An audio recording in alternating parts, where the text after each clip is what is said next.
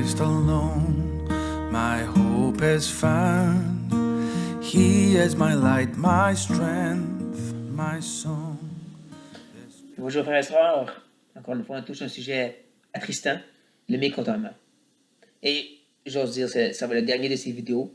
On avance quand même rapidement dans le livre de l'ombre. On va voir plusieurs chapitres en une vidéo parce qu'on va regarder justement ce moment où est-ce que les 12 espions ont été envoyés dans le pays de Canaan pour leur dire, leur donner un rapport de quoi ressemblait Canaan.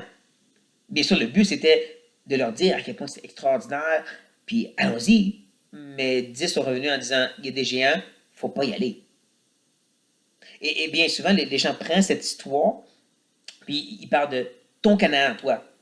Tu sais, ces choses que tu t'as mis à cœur, les promesses qu'il t'a parlé personnellement. Mais ce n'est pas l'image qu'on devrait voir ici. Canaan, l'Ancien Testament, représente la Nouvelle Jérusalem pour nous, les chrétiens.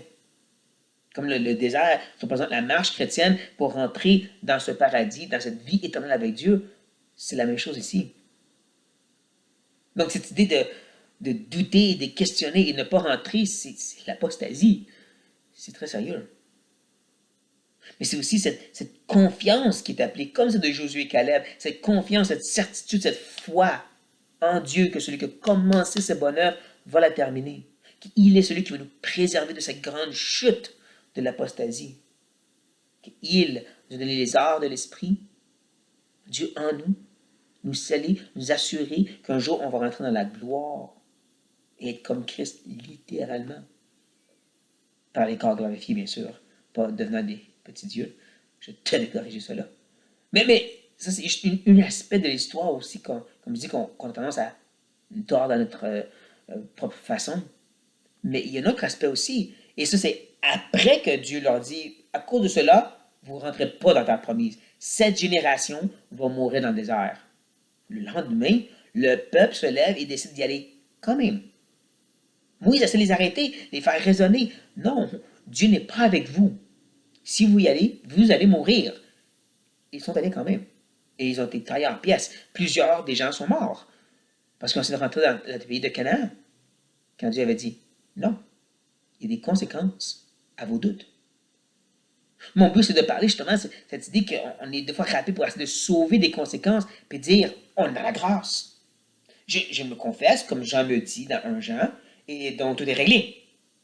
Mais la Bible dit aussi, dans Galates chapitre 6, que si tu sèmes pour la chair, tu vas récolter la corruption. Elle parle des conséquences que le péché va avoir sur nous. Comme si tu te livres à une prostituée, tu deviens un avec elle. Il y a des conséquences à nos péchés.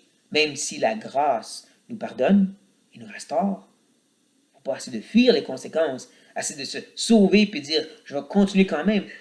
Non, comme Israël devait subir les conséquences, qu'elle n'allait pas rentrer, cette génération au moins, elle n'allait pas rentrer dans la terre promise. Nous devons être prêts à subir aussi nos conséquences. Mais Dieu est gracieux.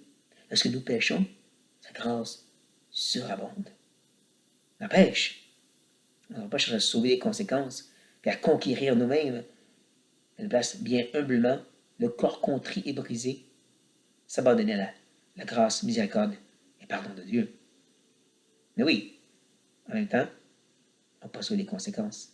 J'espère que ces petites vidéos sur le manque de contentement, cette ingratitude et les dangers vont nous rappeler justement faire attention aux conséquences qui peuvent venir par ces doutes, ces questionnements et ce péché contre Dieu. Sur ce, frères et sœurs, à la prochaine. The solid ground, firm through the fiercest drought and storm.